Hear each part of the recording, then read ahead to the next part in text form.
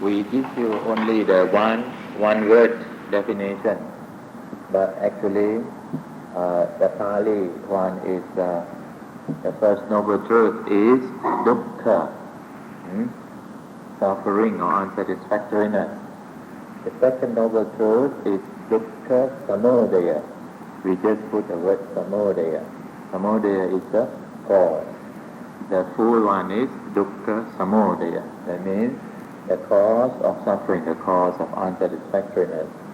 And then the third noble truth is dukkha nirodha, the cessation or the end of suffering. And the fourth noble truth is dukkha nirodha gamini patipada. That means the path which leads to the cessation of suffering. Fourth noble truth. Now,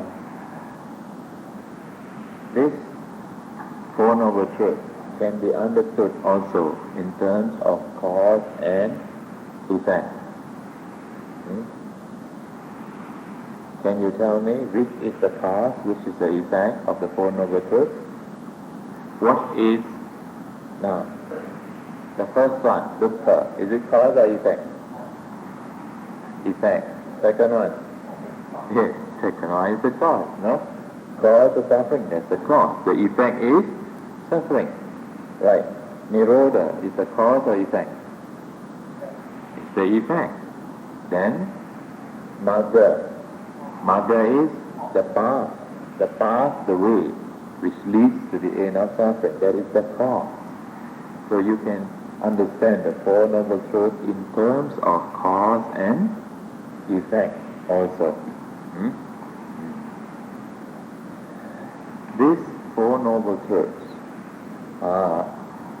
it is scientific in the sense that you can also understand science and technology from here. What is science? When you speak of science, science always asks the question, why? That's right. What about technology? Yeah? Oh, very good. And so the science is, we say the theory. The theory is that there is dukkha, right? Then the scientific analysis is why. Why is there dukkha? And then the Buddha says that this dukkha can be ended, can be overcome. And then the technological aspect, how to overcome it. That is the Fourth Noble Truth, the way, the path that leads to the end of suffering. Now, the understanding of these Four Noble Truths and at least the intellectual acceptance of these Four Noble Truths is very important because it will establish in us a proper sense of purpose and direction in life. Now, when people ask you, what is the purpose of your life? What do you say? Oh, what is the purpose of your life? That's right. And, of course, different people have different purpose, right? Now, some want to become what? Doctors, some want to become lawyers, some want to become engineers, some want to become teachers, some want to become computer engineers, or something like that. And there are different purposes, but in the end, we ask this question, why do people want to work so hard to get a good profession? Why? What? So,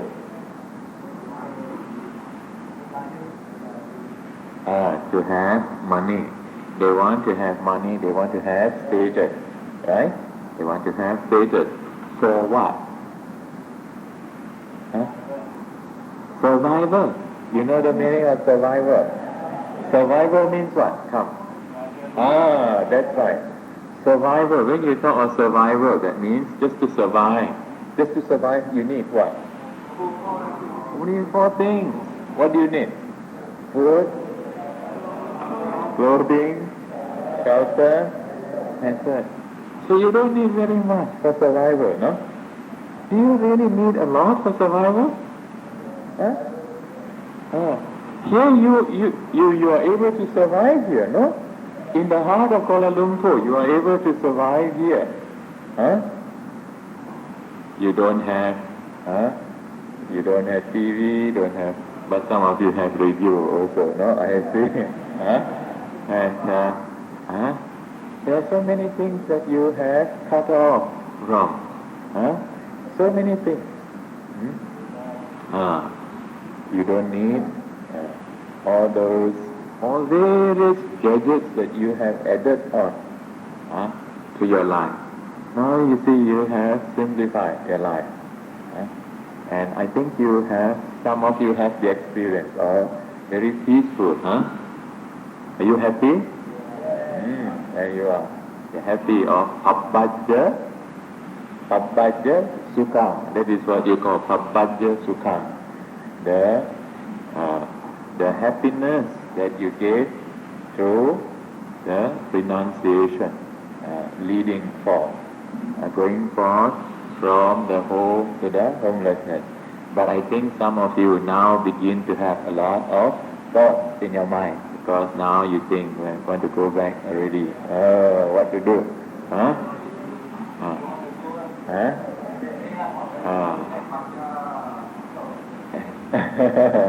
Yes, that's right. But the importance of this is this. The importance of this kind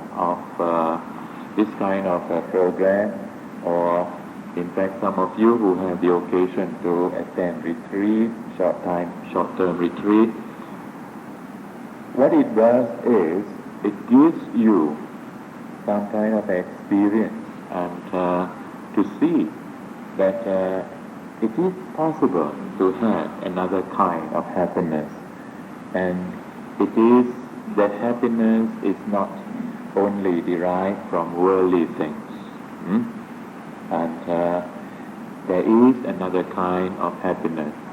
So what happens is, later on in the course of one's life, you will find certain times where there are various kinds of problems, misfortunes and difficulties, and then your mind will be so upset. But you will realize, because if you have had this experience of calmness and peace of mind, then you will not despair. You will not think that, there's no other way. You think that this is the end of the world, and then you want to put an end to this life. But always you can think, there is another way. Another way to there's another kind of happiness, not depending on these material things. So next time when you really get fed up of the material things, then you know where to look for. That's right.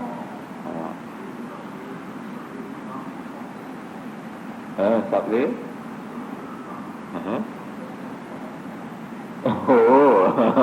He's going new, what you call Subway Sukham, Pabbajjam Sukham Dinasti, of all happiness.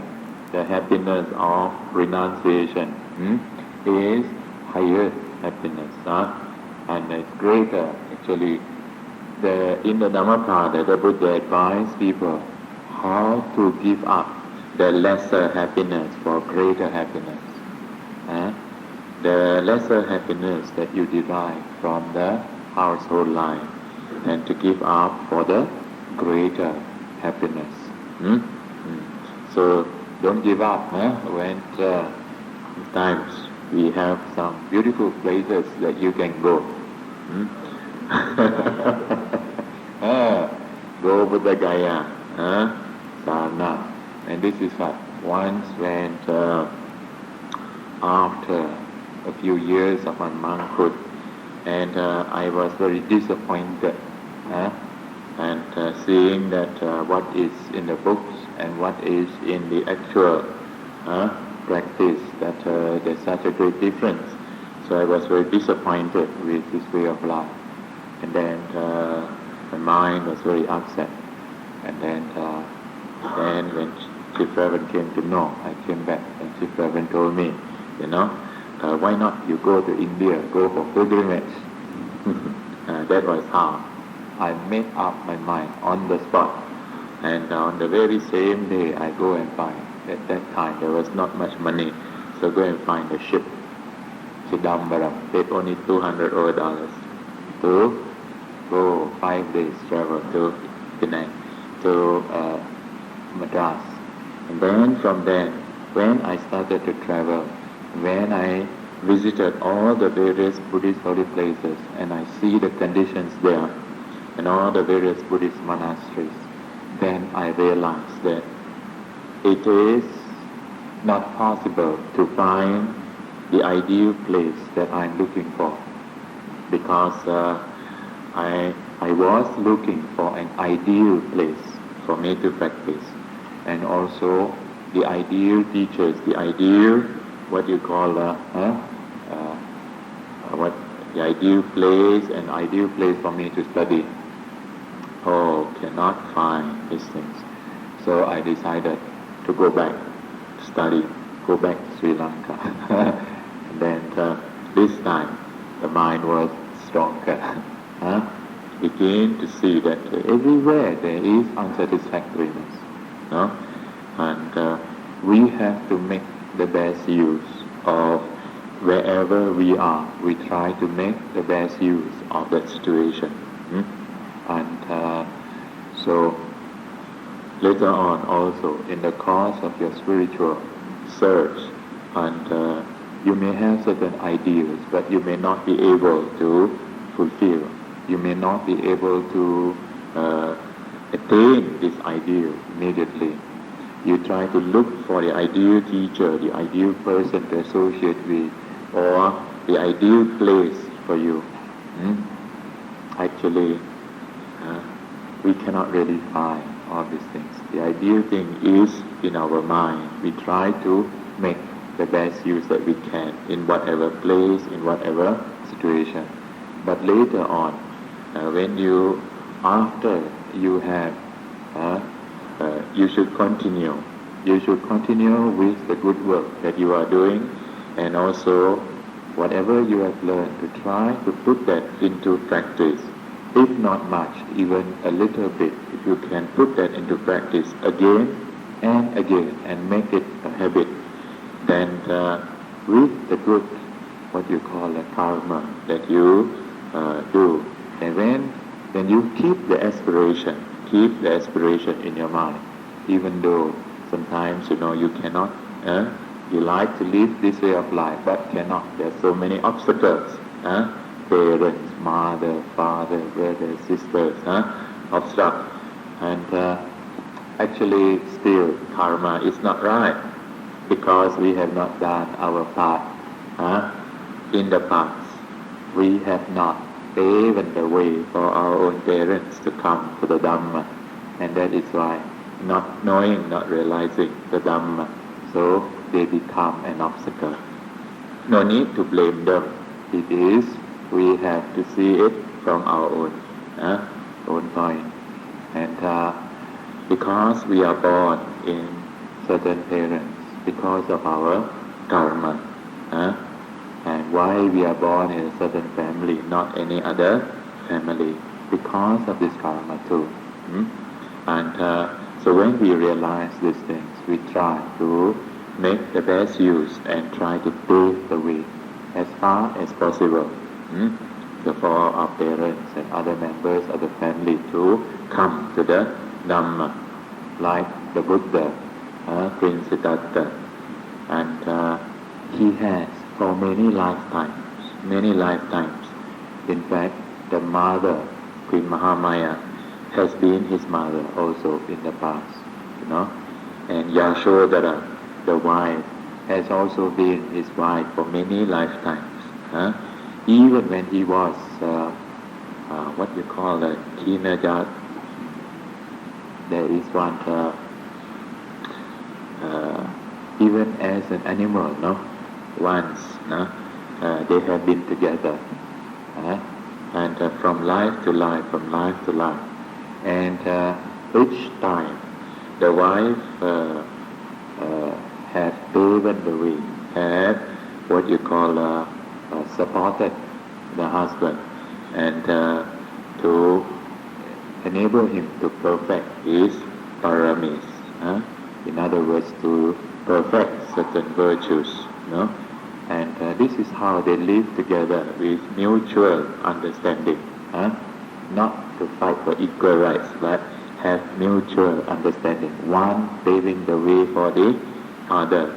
And in this way, that is how in the last birth, Yashodhara also have that kind of understanding and allow to go.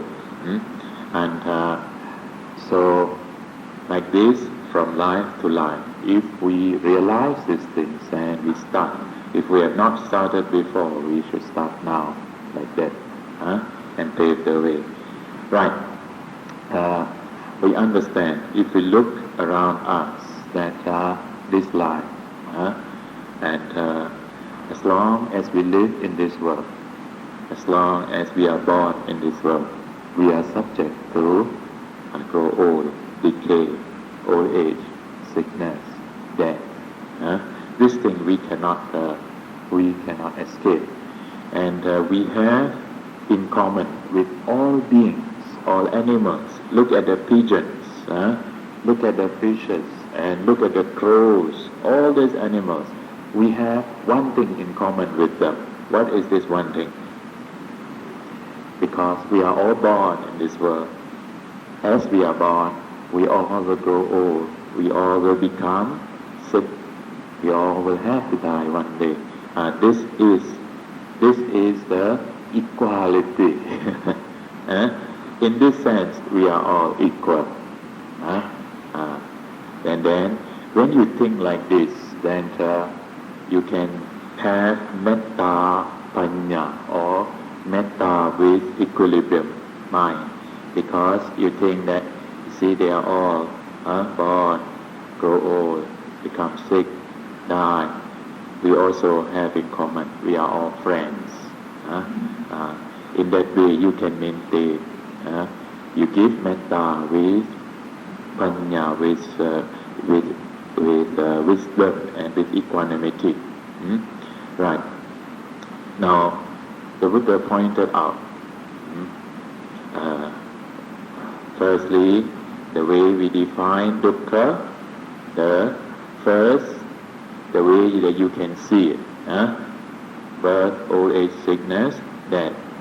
Then, after that, we talk about the mental kind of suffering, to associate with somebody whom you love, or some conditions, pleasant conditions, and then you have to separate from that. Then that is a source of dukkha. Or you don't like some company, and you don't like certain situation, but you have to associate with that. You have to remain that. That is also a source of dukkha. Or another one is yang tichang na labati tang pi dukkham. That is, you expect, you desire for something, and you don't get it. That is also a source of disappointment and suffering. Now this is how mental suffering. And then the Buddha summarizes mental and physical suffering. What is it? You remember the word? What is the word? Yes. Panchupadana dukkha. That is, Buddha says, in short, the 5 grasping aggregates. They are dukkha in themselves. Then the Buddha did not stop here. Many people think that Buddhism is very pessimistic because always talk about suffering. But the next time you hear this, you must point out that the Buddha did not only talk about suffering. The Buddha also talked about the cause of suffering. But then they say the cause of suffering is also about suffering, isn't it? All right. Then they win, Ooh. Then the third one is Nirodha. Nirodha is the talk about the cessation of suffering. Cessation of suffering means happiness. So Buddha talk. And then the path to the path or the way that leads to the cessation of suffering, that is also the path to happiness. So there are two factors on suffering, suffering and the cause, and two on the way to happiness. So there is balance, middle path of the Buddha. So Buddha has explained the cause of suffering. What is the cause of all our suffering? The cause of all our suffering lies in our craving, our desire. What is the cause of this craving? Very good. The cause of our craving lies in ignorance or avidya.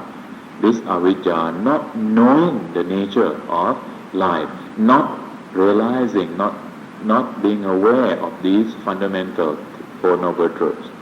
That is why we cling to things. You know what are the things we cling to? What are some of the things that you cling to? You cling to certain sensual pleasures, certain things to please your senses. What else? Form. Yes, you cling to form to please your senses, your eyes, and so on. What else? Even you cling to your breath, is it? When you breathe in and breathe out, and if you cling to it, then you will see that you will begin to see that the breath itself is stress, is dukkha. The moment you can see this, that the breath is dukkha, the breath is stress, the mind will naturally give up. And then you give up. That is how the breath become very subtle and disappear, and your mind don't cling to that breath. And now you begin to, it is so subtle that you don't attach to the breath any longer. Then your mind becomes still more refined, calm. And don't think that, now the breath is gone. But it's just that your mind is now no longer clinging to the breath. And so you go on to another stage when you develop your mindfulness on the feelings. And when you keep observing your feelings, how they rise and fall, then you begin to see the unsatisfactoriness of the feeling and the rising and falling. Then again that feeling also will go away. Then you say, no more feeling. And then fear arises in your mind.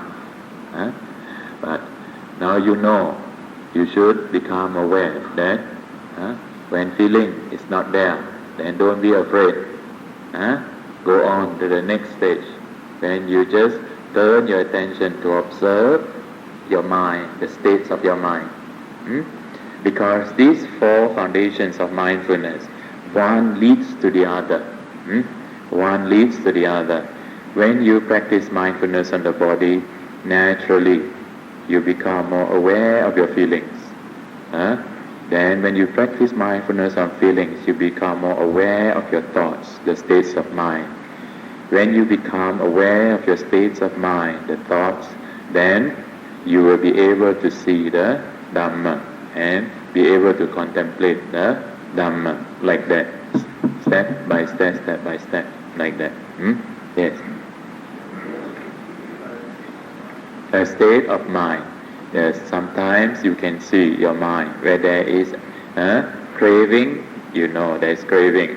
Where there is hatred, anger, you know there is, the mind is now angry mind.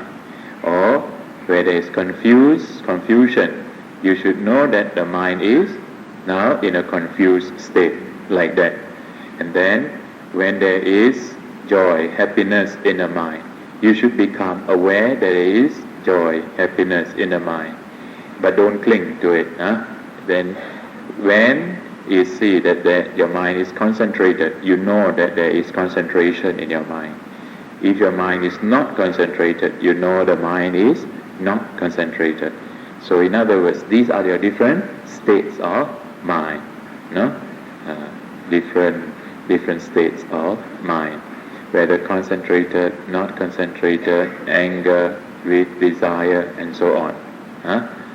Just to become aware of that state of mind. Right. Now, what is the cause then of suffering? We say craving. What is the word in Pali? The word is tanha.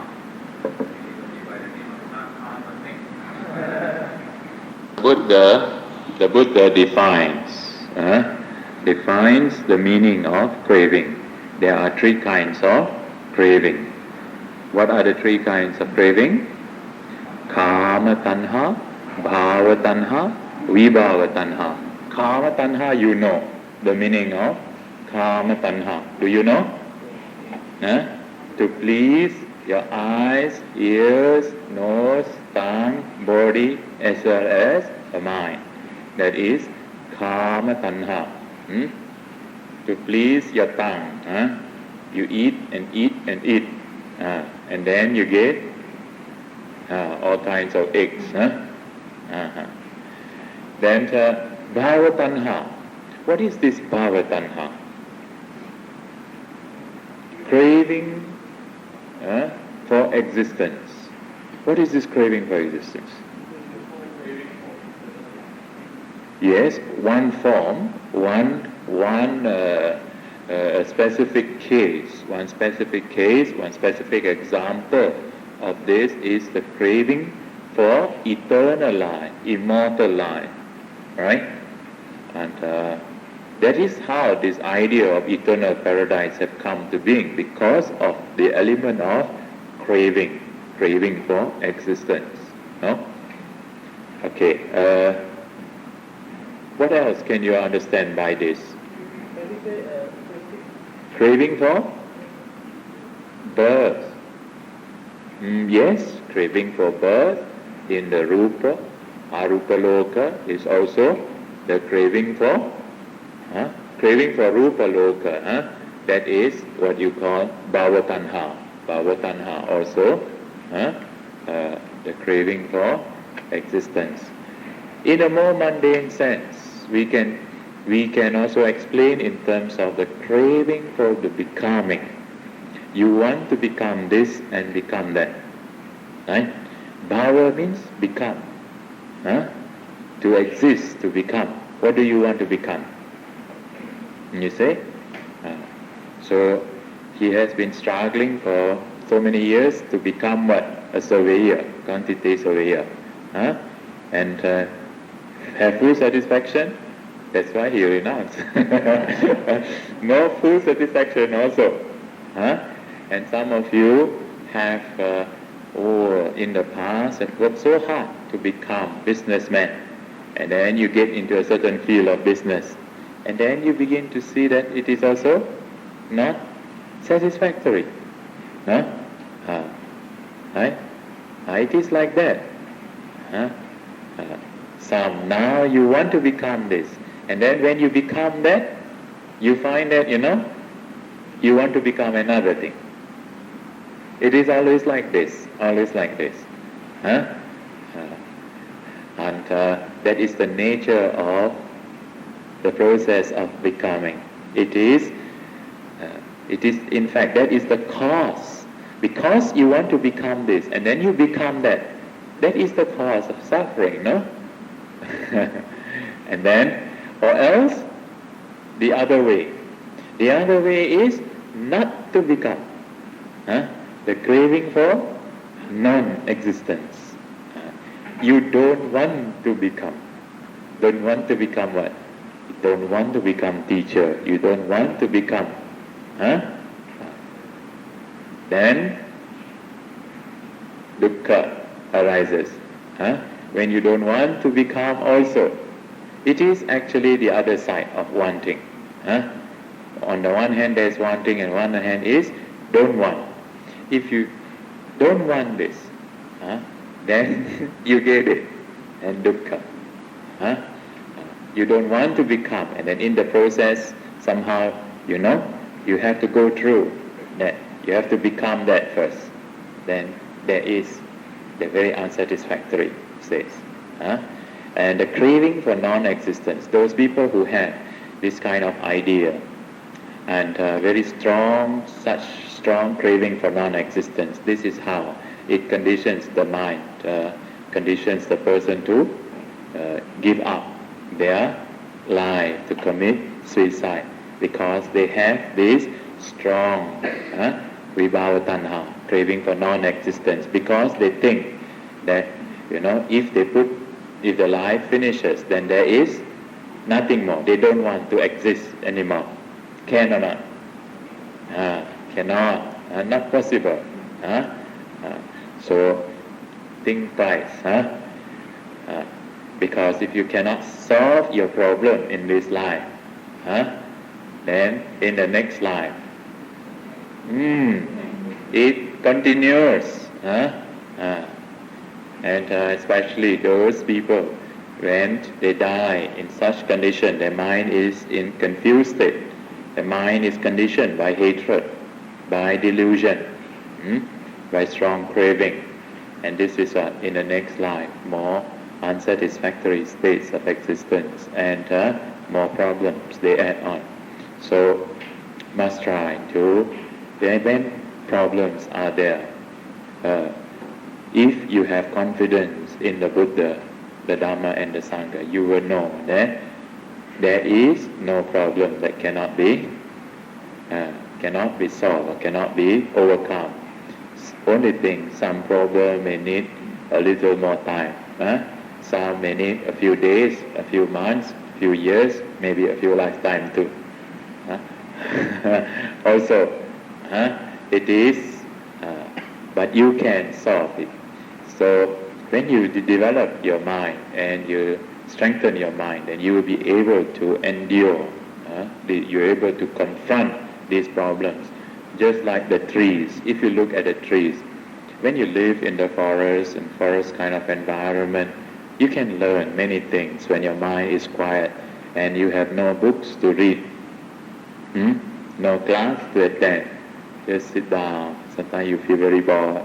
So you look around and you look at the trees, and the trees teaches you Dhamma.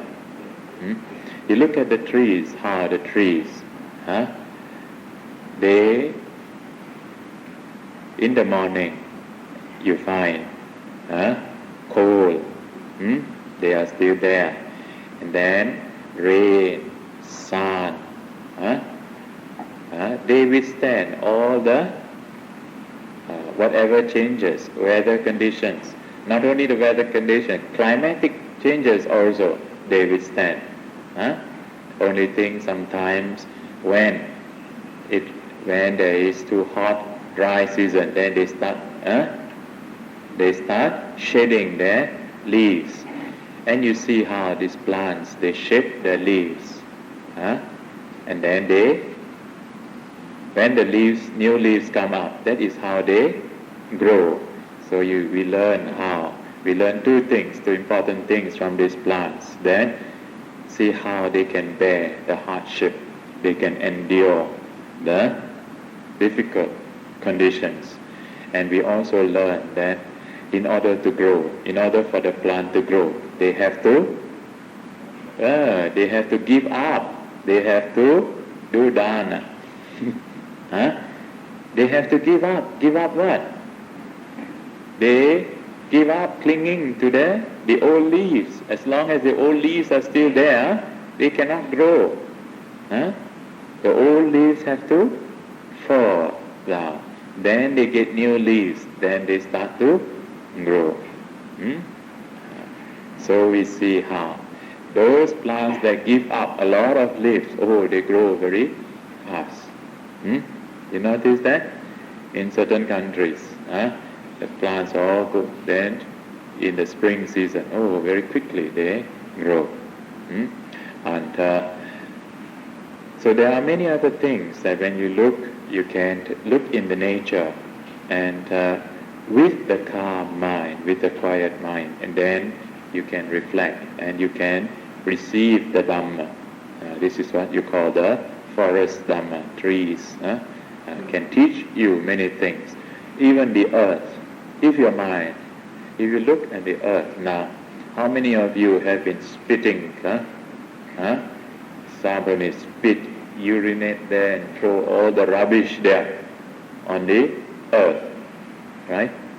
Do they ever complain? They don't complain, no? That's right, no? So you can see how. Right. So these are the causes of the main cause of suffering, greed, and the three forms of greed. And the next one is Nirodha. Nirodha, the third noble truth, speaks about the cessation of suffering. And I think you have touched on this subject, right? I think Mr. Alex Robertson has mentioned about the dependent origination. You know the dependent origination? In this dependent origination, the main purpose of teaching this dependent origination is to teach how suffering arises. How suffering arises. And dependent origination, there is one is the anuloma and the patiloma. There are two directions where this the cycle. One is the one cycle. It is called the anuloma. That is the cycle of becoming. The other one is patiloma, where the reverse cycle. How the cycle which enables you to liberate yourself. And you recite those verses, isn't it? What are the 12 links? Avijja, Paccaya Sankhara, Sankhara, Paccaya Vijnana, and so on. That is, as long as there is ignorance, dependent on ignorance, there arises volitionary activities. Sankhara. Sankhara. Where there is sankhara, there is Sankhara Paccaya Vijnana. There is relinking consciousness. Where there is relinking consciousness, there is Nama Rupa. There is mind and body. Where there is the mind and body, there are the 6 bases. The 6 bases. Where there is 6 bases, there is the contact. Where there is contact, there is feelings. Where there is feelings, there is greed, craving. Where there is craving, attachment. Where there is attachment, is becoming. Where there is becoming, there is birth. This is how. There is birth, old age, sickness, death. This is what you call the cycle of becoming. Then the reverse cycle. You can start from anywhere. Take for example, where there is no feeling. Now where there is feeling, there is craving, right? If there is no mindfulness, what happens is, how does the craving arises from your feelings? When there is a pleasant feeling, pleasant sensation, and you cling, naturally there arises this desire to want more of the pleasant sensation. That is how the clinging, the desire arises. No? On the other hand, if the sensation is not pleasant, unpleasant sensation, then there arises another kind of desire, the desire to get rid of it. That is what you call aversion. So both are also rooted in craving. And so when you can, what happens is in your practice of mindfulness and clear comprehension, when you see the feelings, you just observe feeling as feeling process. You just observe it and you see how it rises and falls, rising and falling, the feeling process. Now, you don't give rise to clinging. You don't give rise to aversion. Where there is no clinging, there is no what? Where there is no clinging, there is no grasping, no becoming. Where there is no becoming, there is no birth. That is how. Where there is no birth, there is no old age, no sickness, no death.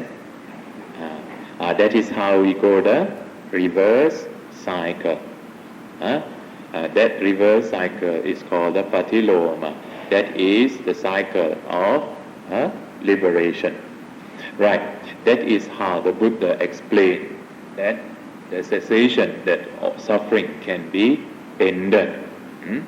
And all suffering can be ended. Then we come to the method, we come to the prescription, the way how to overcome this suffering. How to overcome suffering? The Buddha prescribed the Noble Eightfold Paths. Please try to remember these Noble Eightfold Paths as far as possible. If possible, in this order. If you cannot remember the Pali terms, at least remember the English one. First one is Sammaditthi, that is right understanding. Sometimes we use right views. Then Samma Sankappa, that is right thought. Then Samma Vacha, right speech. Samma Kammanta, right bodily action. Then Samma Ajiva, right livelihood. Then Samma Vayama, right effort. Samma Sati, right mindfulness. Samma Samadhi, right concentration. Now, these Noble Eightfold Paths can be divided into three groups. Three groups. How do you divide them into three groups?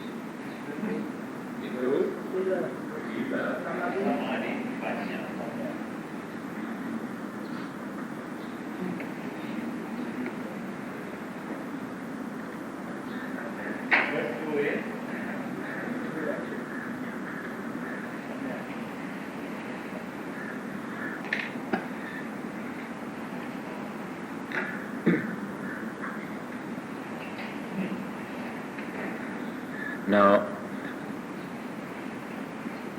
although we divide this into three stages, Sila, Samadhi, Panya, in reality, in our practice, actually, we can start.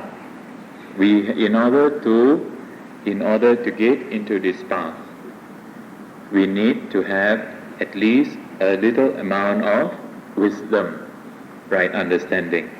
Otherwise, we never get into this path. It is only when we begin to see what dukkha is about, and we want to get out of suffering, then we think the path, how to get out of suffering. Then, even if you do not know these things. Like the Buddha. Buddha did not know all these things. But he worked these things out through trial and error. That is why it took a long, long time. Finally, the Buddha realized this. And now it has made it simplified. And we learn these things first. We don't have to find out ourselves the way. We just take this way. We just take this and apply these things in our day-to-day life and then test it. It is just like this. When you want to solve a problem, say you want to solve a mathematical problem, similarly like this. Even if you do not know these things, you can still put an end to suffering, but you have got to go through long, long process. But now, since we know this formula, we can make use of this formula, this prescription. And what is this formula? Sila, Samadhi, Panya. Panya here, Samadhitti. What is Samadhitti? What is this right understanding? When we talk about right understanding, what do we mean by right understanding? Anybody?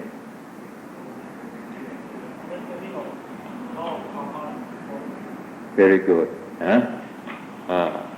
Right understanding refers basically to two kinds of understanding.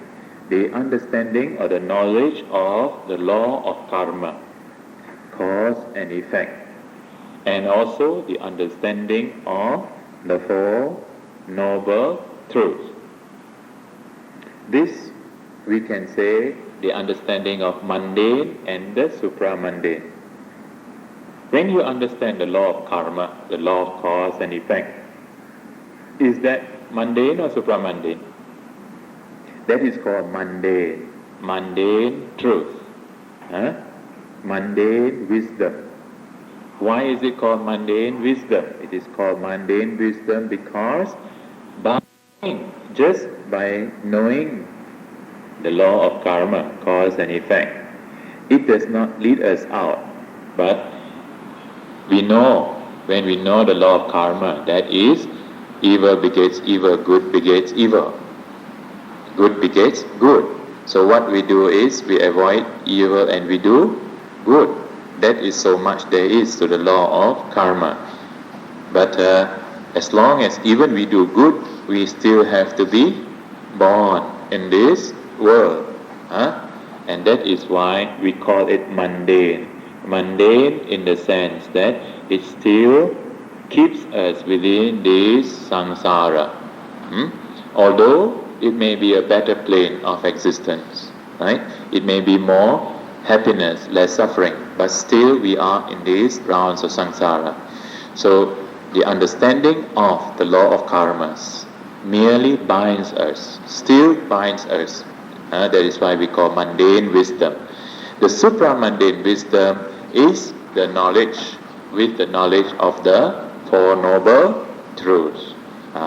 It is this Four Noble Truths that puts an end to all existences. It is this Four Noble Truths that puts an end to all existences. Right.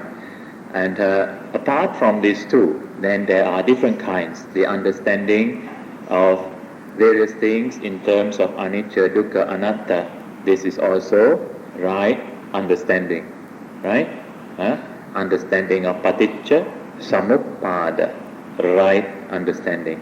Because in fact, paticca samuppada is the main teachings of the Buddha, what the Buddha realized. But when the Buddha went to teach, he had to simplify it, to teach to others.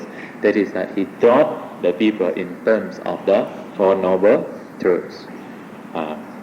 So when you study the Four Noble Truths carefully, and then you can see how it is elaborated. You can see the relations with the central teachings on paticca samuppada or dependent origination. Right. And We have studied Sila, right? And we explain Sila in terms of right speech, right action, and right livelihood. Now, what is right speech? What is right speech? The avoidance of lying, slander, harsh speech, and frivolous thought. When you abstain from lying, what do you speak? You speak the truth. That's called right speech. When you abstain from slander, what do you do?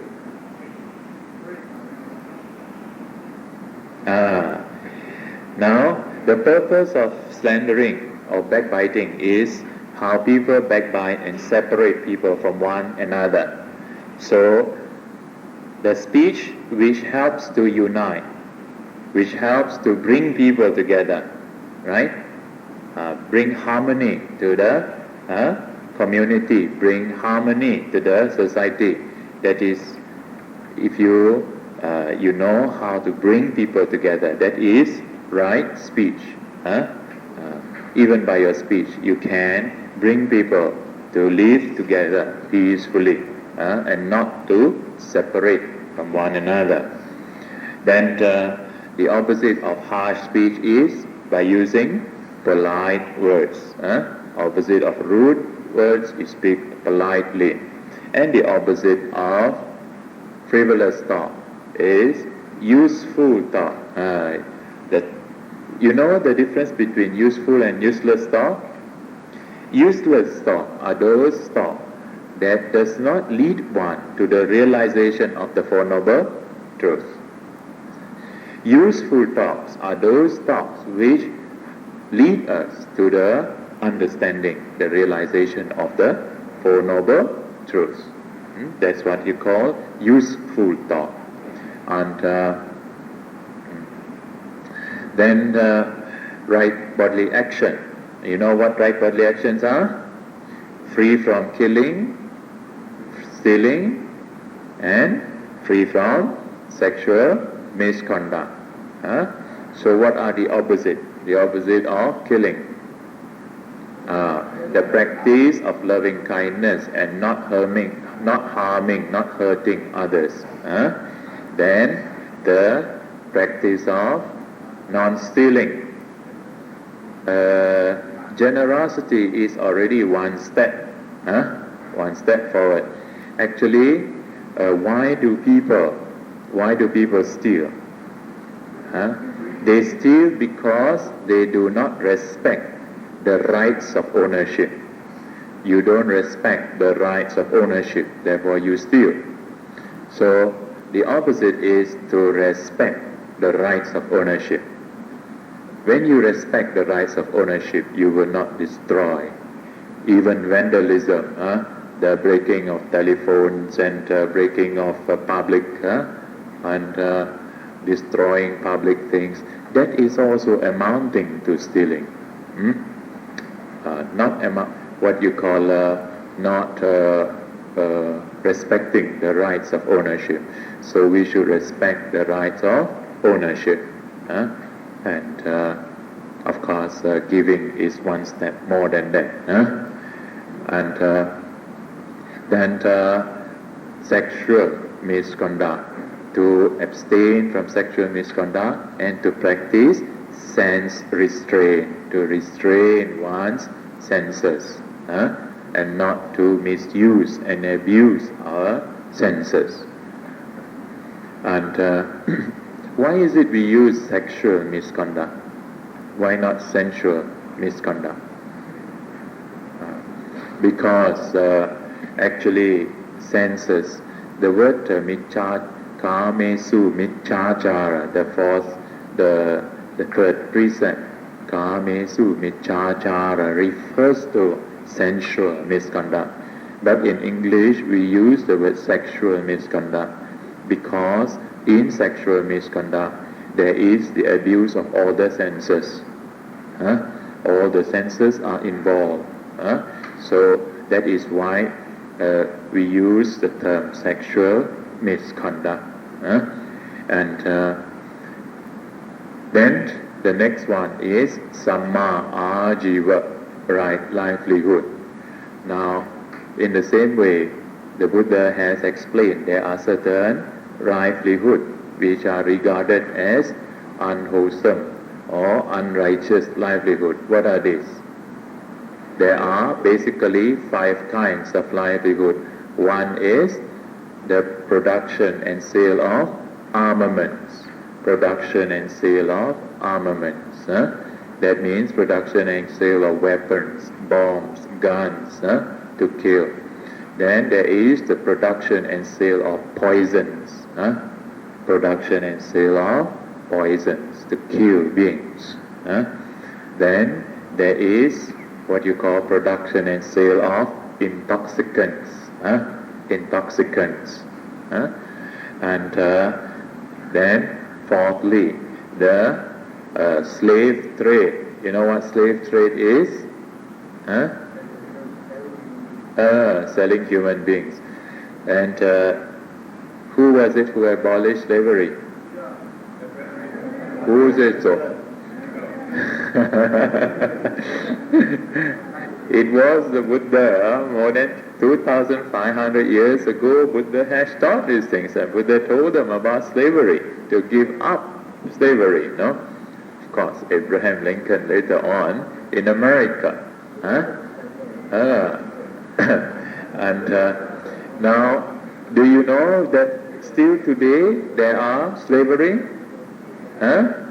Yes. Thousands of little children are being sold today. And some of them are they have to work with little pay and as slaves. So, slave trade. Then the next one is the bringing up of animals and selling for slaughter. Bringing up of animals and selling for slaughter. These are the 5 kinds of prohibited trades. And the nature of this trade, the nature of this livelihood is such that although it brings a lot of money, it can bring a lot of money, but it gives rise to a lot of tension. It gives tension, it gives harm and suffering to others. And according to the law of cause and effect, whatever tension, whatever harm that we give to others, then we begin to see it reflecting on ourselves also. Yes, what's your question? Yes.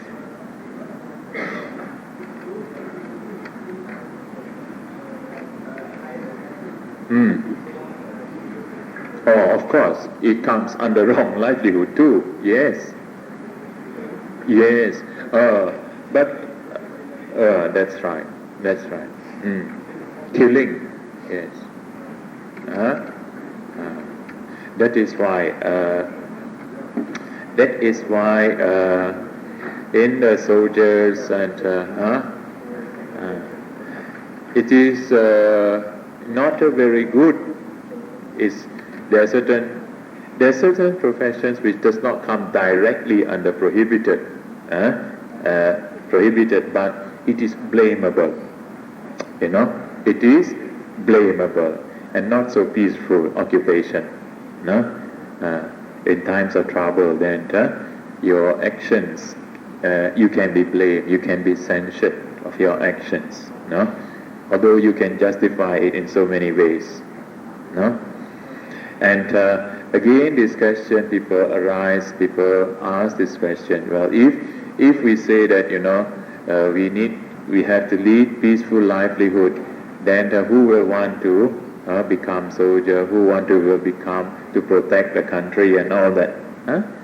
Well, the answer lies in this: those who know, those who are aware, and will try to avoid.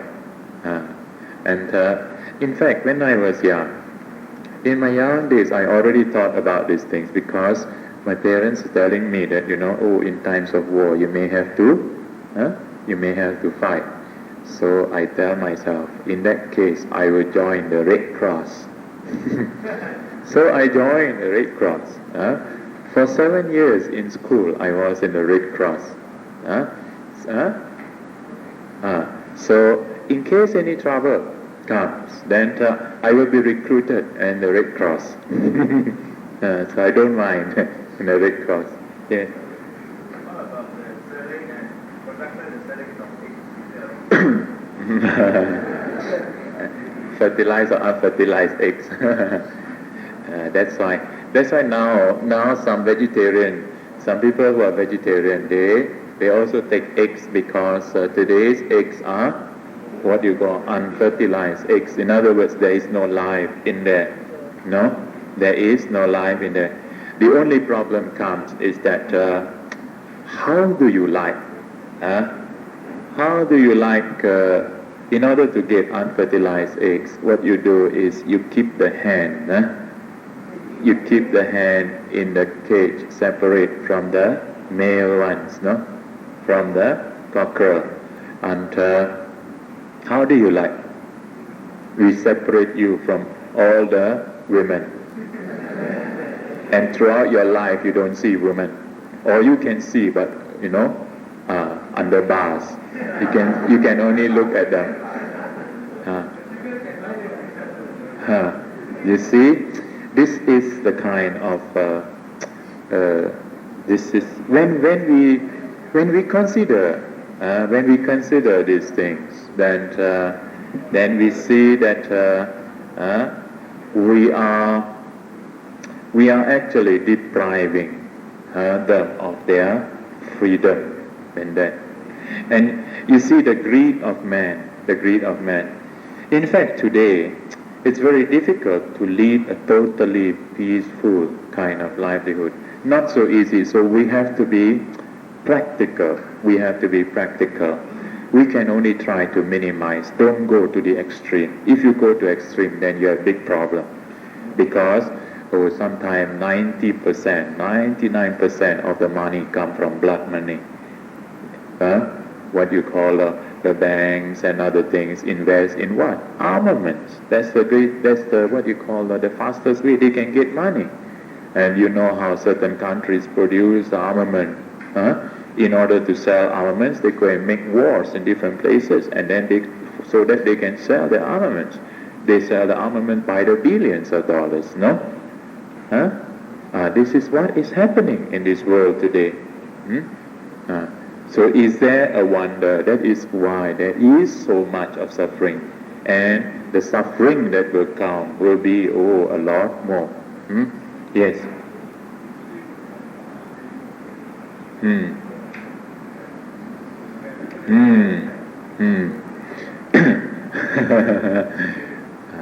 There again, and as far as is possible, we try.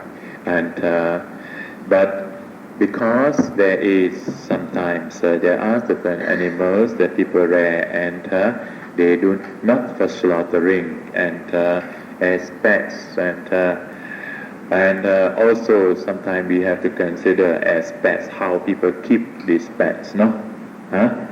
Sometimes people say they keep as pet, but actually they are they don't have the proper facilities for the pets, and as such they imprison them, they tie them. How do you like we tie you up? We tie you up on the string and tie you and put near the what you call a drain there and keep you there the whole day. Do you like that? You don't like it, no? But you say we cannot let it go. So what is the mistake is that if you make one mistake, you cannot you cannot have another mistake too. Once you have already made a mistake, one error, you cannot erase the error with another error, no? Because of the greed of man, actually, no? And we try to domesticate various kinds of animals, and then for our pleasure, actually, it is for our pleasure. And so now you see many of these animals, they do not know how to live in the wild already. No? So Yes. Then we come to the other. We have explained in great detail about right effort, right mindfulness, and right concentration, which makes up mental discipline. Yes, what's your question? What is it?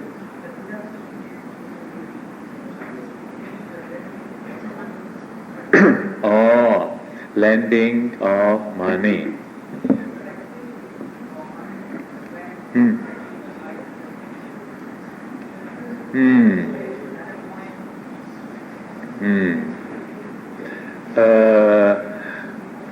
I am not sure about that, I'm not sure about that. But if they demand too high interest like that, then it is, they lend money and they want very high interest and they are monopolizing the trade, then it is not so good. But actually, during the time of the Buddha, there was this kind of treasurer. You see, there was this kind of treasury. And so that is, in itself, it is not unrighteous livelihood. But it can become unrighteous if you monopolize and too high. And but like buying and selling, during the time of the Buddha, it is one of the trades. That's how they do business, buying and selling. They go to different distant land to buy cheap things. And that cheap things is in demand in the country. Like there are quite a few Americans who go to India, and you know what they buy? I know some of them who go for meditation. They go to India and they buy the lace, the sari lace, the woman uses sari and they have the lace, so they buy the second-hand one. They buy second-hand one yard about 1 rupee. And then they can sell this in America, $1. So you know how many fold? 8 fold. And but it is not cheating. It is not cheating. There is the demand. This is the trade, and this is how they survive. And some of them get this money. They can keep them going for 1 year, year after year in India, because their needs are very little, just to eat and just to travel a little bit. So they collect these things and then they sell. And then also some of them make candles. Some places they burn candle and they pick out all the candle wax and they go back and they recast the candle into different forms, and add the dye here and there and then sell it back. Yes, and this is how they earn a living very righteously. This right livelihood, now it is now becoming a more with the rising unemployment in the situation of the world today and what is to come, and more people are now turning towards what you call the alternative lifestyle. The alternative lifestyle, you see now what is happening in Burma, what is happening in Sri Lanka. There are a lot of university graduates, and all these university graduates do not want to go back to the land, do not want to toil in the land. They all want the pen-pushing jobs. They want to sit in aircon room, white-collar jobs. Aircon room, but no, they don't get the ultraviolet rays. So what is happening is that with the rising, and they are forming, people are forming into groups, and instead of living now in one family, one husband, wife and children, now they're beginning to live in some kind of in commune. I think very nearby in Scandinavian countries, when I was in Sweden. Oh, the houses are built in such a way that these people sort of live in what you call in a commune style, and they save a lot of things, save a lot of energy and a lot of effort, and because now you see the cars that go to the city, how many cars actually are fully utilized? One passenger, one car, one passenger travel so many miles, why? And you know how much fuel consumption there is? How much time, energy, wastage there is? All these raw materials cannot, they keep on using this, that it will finish one day. And that is why those who go on like this, when they want to buy something, they go and ask. This week, they ask this family, what are the things that you want? Then they go out shopping in a van, and come back and distribute like that. So it helps to save, and also child care, and they look after one another. This concept of a communal lifestyle, even in Singapore too, the kind of the projection of the CCs, the community, what do you call it? What? Community centers.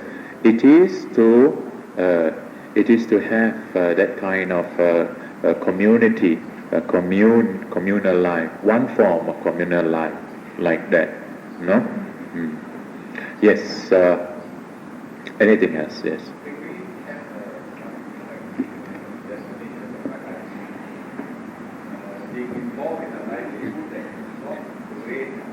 Yes, that's right.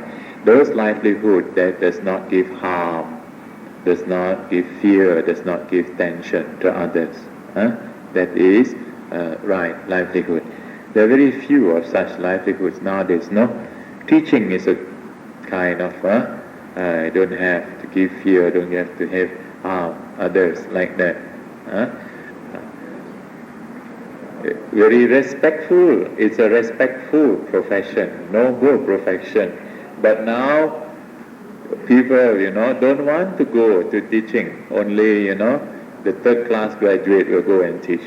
First class graduate all want to get more money in the industries. Yes.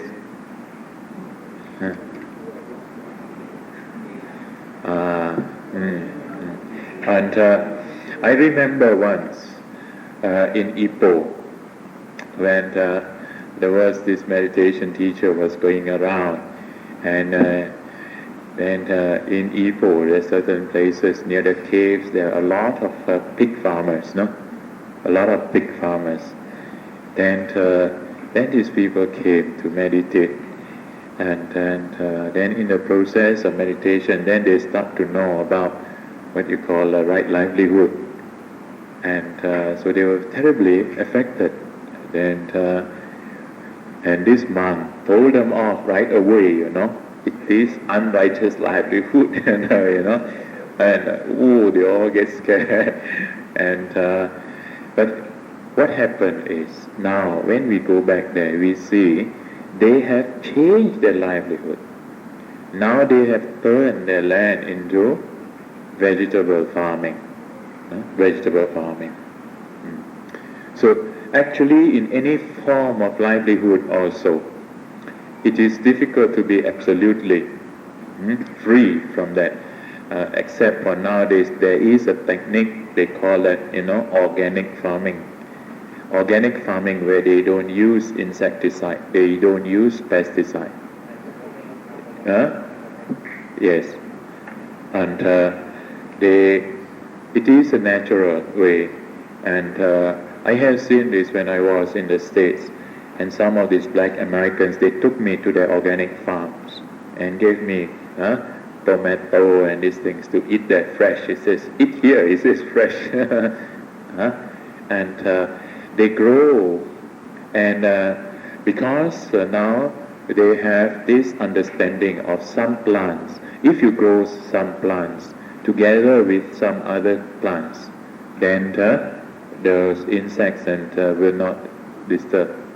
But if you grow just one kind of plant, then because that kind of plant or may attract certain kind of insects, certain kind of so that insect will carry from plant to plant, from plant to plant. But certain plants, they give out certain smell that certain insects do not like, So by a combination, by a careful study and a combination of plants, they can live together happily. Even plants can live together happily, They have certain kinds of plants. Certain herbs, you grow certain herbs, and they grow very peacefully. They help one another and they fertilize one another too. Yes, any other questions? Right thought. Oh yes, what is right thought? Thought free from fear from ill will, free from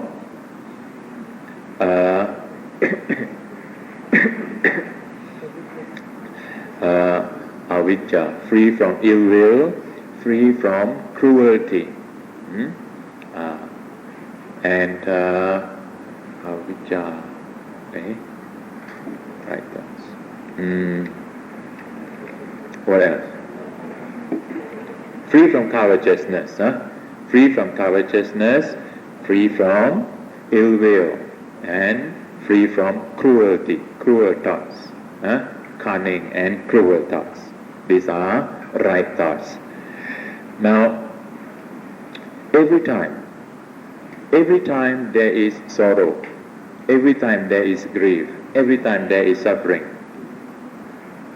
every time your mind is not happy, you should know that there is this wrong understanding, wrong thoughts in your mind. And as soon as you become aware of that, and if you can substitute it with right thoughts, then this is how you can maintain, you can overcome your depressed states. You can overcome your depression, you can overcome your bad mood, and grief and sorrow with right thought, with right understanding. I will tell you one instance, and I was teaching people about impermanence, anicca, change, and but the most the moment when I was faced with the death of my own father, when I looked at him, I could see, when I think what he has done for me, and when I began to think, then the sorrow arose in my mind. As soon as I saw sorrow arose in my mind, I took that object of anicca, anicca vata sankhara. Immediately that thought arose in my mind, anicca, and I fixed my mind on anicca, and I say, this is the nature of the body, it is impermanent. And I tell myself, my body too will become like that one day. And then the sorrow, I see how the sorrow goes away. And I was able to fix the mind just on that throughout the funeral, throughout that. And then, so when I saw mother is upset, I just tell her, I say, this is the nature of our life. The moment she gets this thought, oh, the tears stop flowing. I can see that. And then I says, okay, now fix your mind just on that. Don't go and think other thing. Don't go and think, oh, what now we cannot see again. And then, and there are these kind of stupid people who come to sympathize one another. They say, I can't, with deepest sympathy, I'm so sorry, he has done so many good things and now, I cannot meet him again. And he say, I'm so sorry. And you go and make that person cry more. Why? Because you are arousing certain thoughts and you are giving rise, you're conditioning what you call attachments. Attachments. At that moment, if you see it so happy though, thank you. No, actually, if we have to see the situation, Even when we go, we also see the situation. If we see that they are very emotional disturbed, then we don't want to talk too much. But if we see that they are understanding, those people are emotional but they can understand, then we give them the Dhamma. Tell them about change, about the nature of life, and immediately you can see. You can see there the sorrow just goes away like that. You can see it for yourself. Now every time, sometimes you see a cat or a dog being run over by the car and you see the body bloated up, and how do you feel? You feel very, you feel very eerie kind of feeling goes through the body, right? And sometimes there is a fear and very repulsive, and sometimes you cannot eat also. If that really happens to you, the next time you stop by one side and have a good look at it, and say, oh, my body also have intestine like that, heart like that, this like that, this like that. You say, ooh, But if you look at it carefully, and then you see, this is what my body is made up of. Here you begin to see the real nature of the body. And when you see the real nature of the body, then there is no more. There is no more the kind of fear. There is no more the kind of natural, no?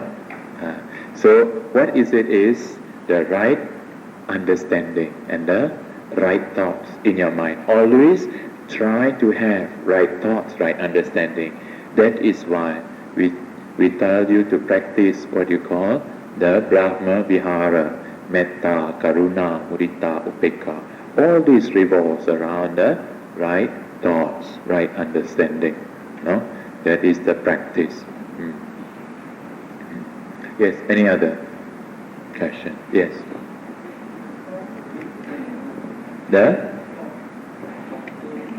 Yes, of course. We have told you how karma can be generated by thoughts, speech, and bodily actions. Even though you have the thought, you want to do something good, but you have, now you say you want to help somebody who comes to your house, and you go back to look for something, to look some food that you want to give. By the time you look out, you come out, you find that he has already gone. So you cannot give him. But that thought, the very fact that you have sincerely thought this thing, that is already the good karma. It's as good as done already, no? But if you say, oh, he is gone, so also good, no, I can eat more. That is also another karma. You see? You see how very quickly. Now, you see, although you take a stone and you throw, you want to hit the mango fruit, right?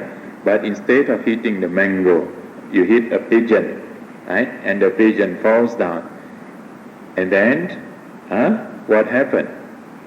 Oh, somebody will think, oh, not bad, a pigeon soup. Then already another kind of karma generated already.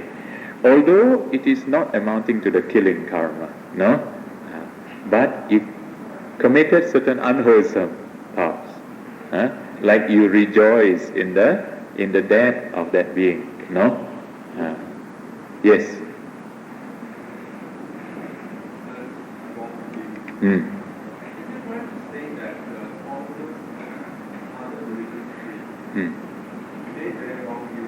What about followers of Buddhism? You think you all have right views? As long as, remember yesterday, until such time that you eradicate that Sakkaya Ditthi, still you are giving this kind of wrong view. Understand? But it is true that there's no doubt that during the time of the Buddha, there were all kinds of religious teachers, and they were expounding various kinds of views. Buddha rejected those views, you see, and certain views are very dangerous. Now, this idea of those people who cling to the idea